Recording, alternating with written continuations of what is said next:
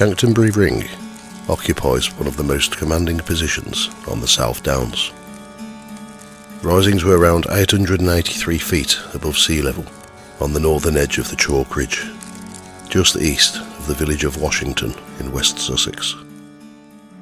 From its summit, the land falls steeply away to the weald below, offering extensive views across a landscape that has been shaped and inhabited for thousands of years. The old ridgeway along the downs passes just to the south of the hill, placing Chanctonbury Ring at a natural crossroads between lowland and upland, routeway and viewpoint. Although today it is best known for its distinctive ring of trees, Chanctonbury Ring began life as a small Iron Age enclosure. The earthworks, now subtle and easily overlooked, form a roughly oval circuit measuring approximately 550 feet by 400 feet, with entrances to the southwest and east. Pottery evidence and radiocarbon dating suggest the enclosure was constructed during the early Iron Age, around the 6th to the 5th centuries. Archaeological evidence shows that Chanctonbury Hill was already significant long before the Iron Age enclosure was created.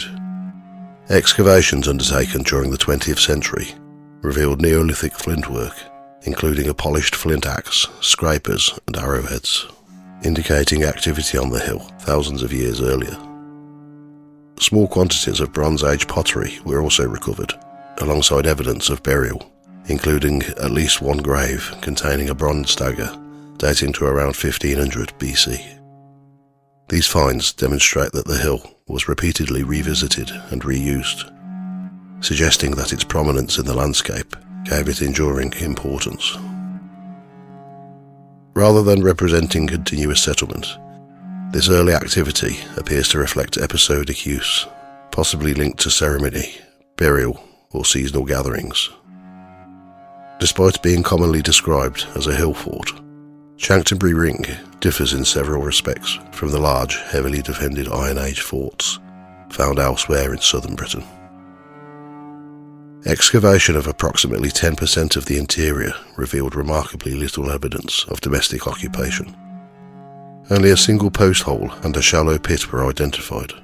The pit contained early Iron Age pottery, animal and human bone fragments, unworked dark red flint unique on the site, and a piece of granite originating from Cornwall. The unusual contents of this pit have led some archaeologists to interpret it as a votive deposit rather than domestic refuse.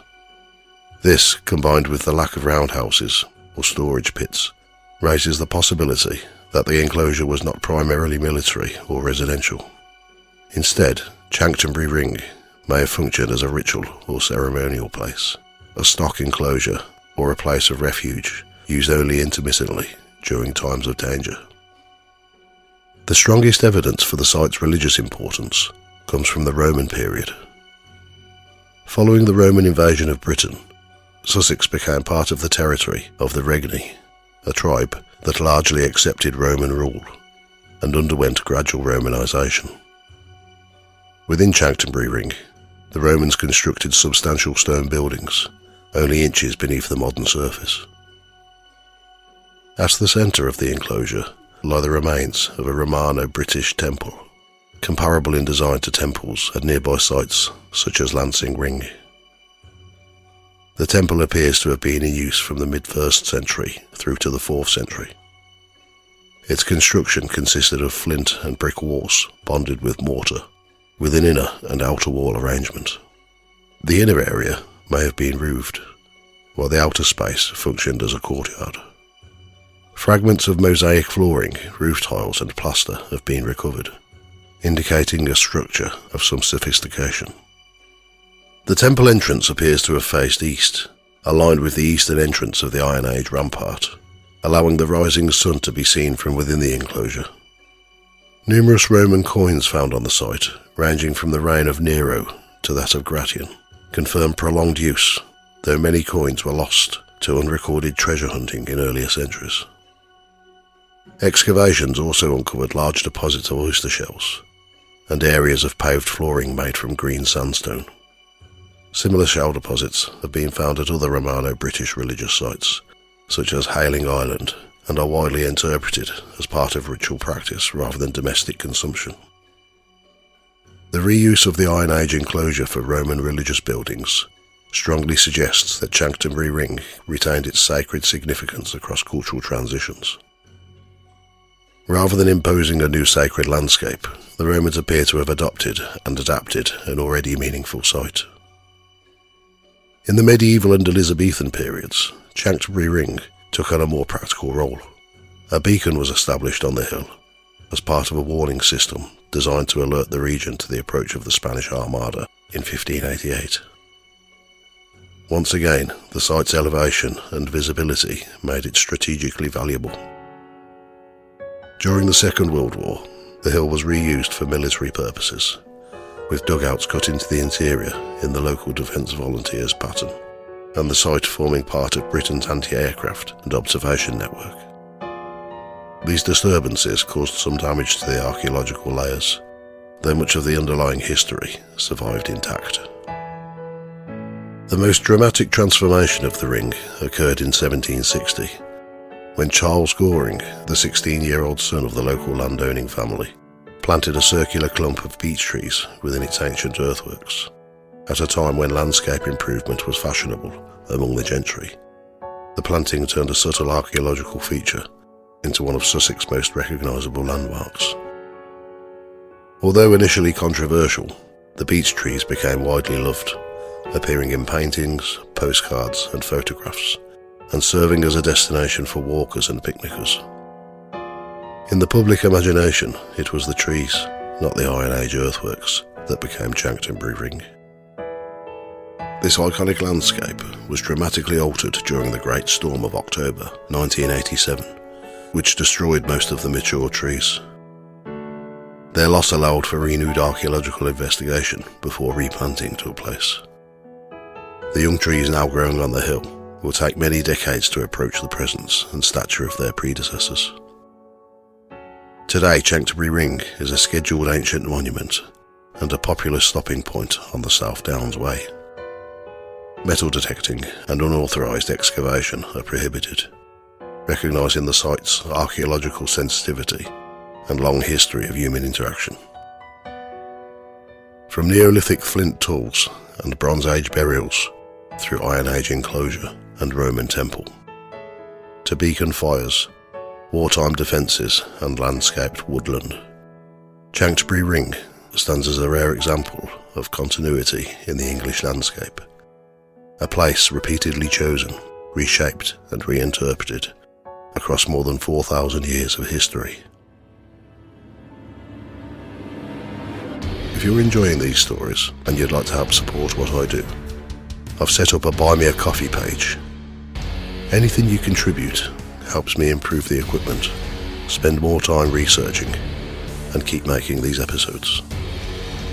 Just head over to buymeacoffee.com/ghost tales. It's quick, easy, and really makes a difference. I just want to say a massive thank you to everyone who's already donated or supported the channel so far. It genuinely means a lot and really helps keep this going. If you do want to support the channel, you can find the link in the description. It's quick, easy, and makes a real difference. And of course, if you enjoy these episodes, please share them around. It really helps the channel grow, and it helps me bring you even more ghost stories. For centuries, Chanctonbury Ring has been regarded as more than a historic monument. Long after its defensive banks softened into the chalk and its temples fell into ruin, the hill retained a powerful reputation, a place where people felt watched, unsettled, and uneasy without knowing why. Its isolation, circular form, and elevated position have made it fertile ground for folklore, ritual, and supernatural belief, earning it a lasting place among Sussex's most haunted locations. The most famous legend associated with the ring is one of ritual movement, a tradition deeply rooted in British folklore.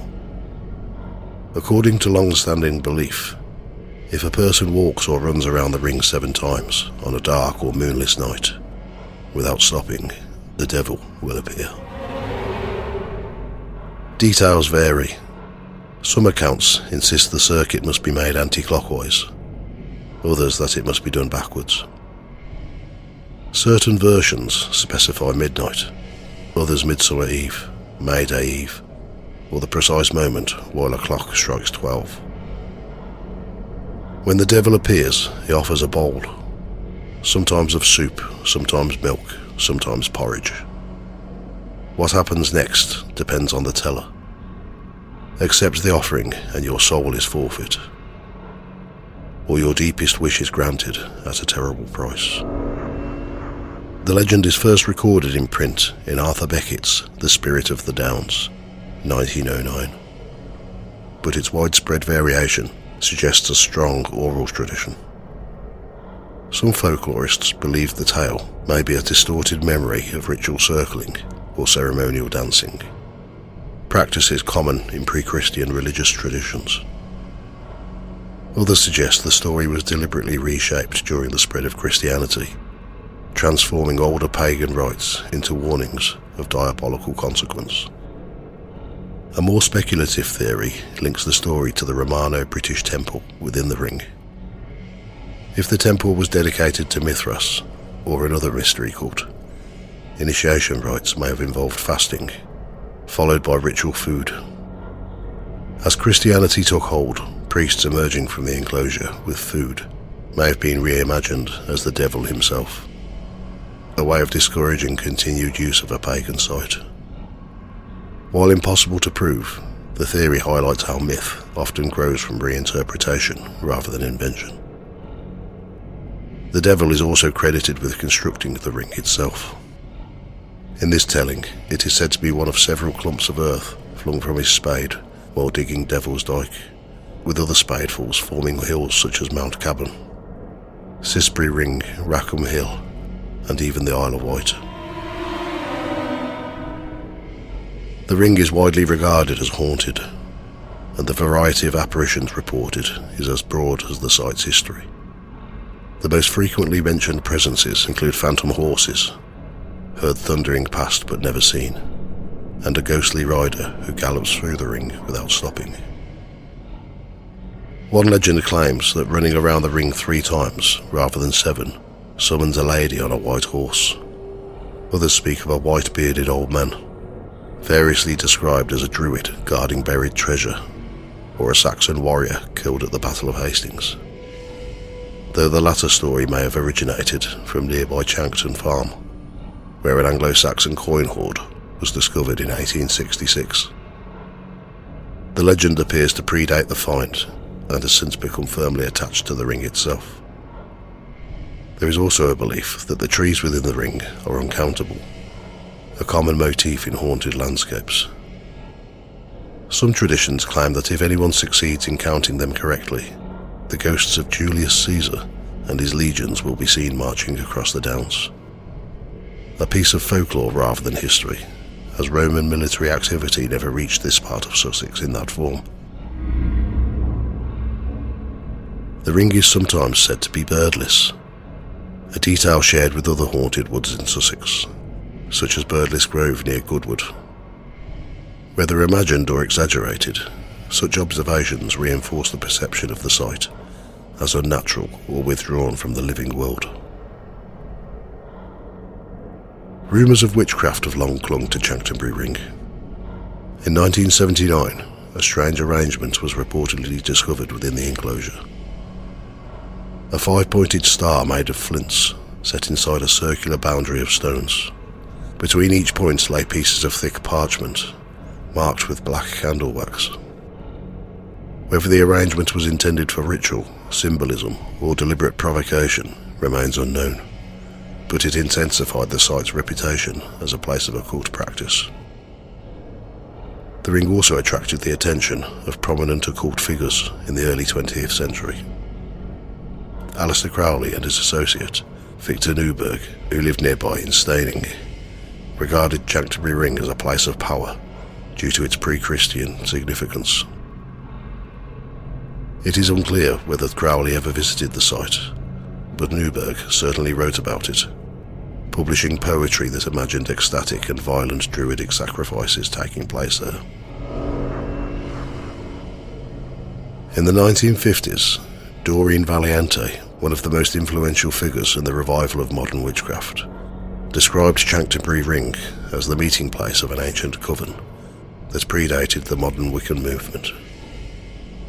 According to her account, the group worshipped an unnamed Earth Mother and Sky Father, worked robed but without modern tools or written texts, and had no formal high priest or priestess, though one woman held particular influence. Beyond ghosts and witchcraft, Chanctonbury Ring has become associated with stranger phenomena. Traditionally described as a fairy haunt, the ring was said to host dancing fairies on Midsummer Eve. In more recent decades, these older beliefs appear to have blended with modern interpretations. In 1968, a group gathered at the ring to watch for UFOs and reported seeing unexplained lights accompanied by intense cold, electric sensations, breathing difficulties, and stomach pains. In 1972, witnesses described a large, dull red glowing object brushing the treetops, later revealing blue lights and what appeared to be window-like shapes. Similar sightings were reported in 1974, 1975 and 1979, often involving objects moving between Chanctonbury Ring and the nearby Sisbury Ring, a pattern noted by several observers. Such accounts mirror a broader trend in British folklore, where ancient sacred landscapes become focal points for modern paranormal interpretation. Many people report an inability to remain overnight near the ring, describing feelings of dread, pressure, or being followed. In the 1930s, Dr. Philip Gose wrote of an unseen presence that seemed to track visitors through the trees, stopping when they stopped and following when they moved. One of the most dramatic accounts comes from 1966, when members of the Southern Paranormal Investigation Group camped within the ring. After midnight, they reported hearing crackling sounds, followed by the wailing voice of a woman moving around the perimeter. At around 2 a.m, the sound of a church organ was heard, accompanied by intense physical pressure. Motorcyclists camped nearby left suddenly, claiming something really evil was present. Members of the group later reported paralysis, violent physical force, and in one case, a crucifix being torn from a person's neck and found red hot. Similar accounts of sudden paralysis, levitation, and unexplained physical injury have surfaced repeatedly over the decades, forming a consistent pattern of reports rather than a single isolated incident. Chanctonbury Ring also features, in local weather lore, the saying, "When old Mother Goring's got her cap on, we shall soon have wet," refers to the cloud gathering around the hilltop, named for Charles Goring and the beech trees he planted. Despite its dark reputation, the ring remains a living cultural site. The Chanctonbury Ring Morris men, formed in 1953, continue local traditions. Dancing at dawn on a May morning and maintaining customs such as mummers' plays and apple howling, practices that echo the site's deep-rooted seasonal significance. From ancient ritual to modern paranormal investigation, Chanctonbury Ring occupies a rare position where history and belief overlap so completely that separating them becomes difficult. Whether viewed as a sacred enclosure, a haunted wood, or simply a place that magnifies human imagination, the ring continues to exert a powerful pull. It is a place people return to test courage, seek meaning, or experience something they can't explain. And long after the stories fade or change shape, Chanctonbury Ring remains what it has always been, a hill that remembers. This episode is brought to you by Indeed. Stop waiting around for the perfect candidate. Instead, use Indeed sponsored jobs to find the right people with the right skills fast. It's a simple way to make sure your listing is the first candidates see. According to Indeed data, sponsored jobs have 4 times more applicants than non-sponsored jobs. So go build your dream team today with Indeed. Get a $75 sponsored job credit at Indeed.com/podcast. Terms and conditions apply.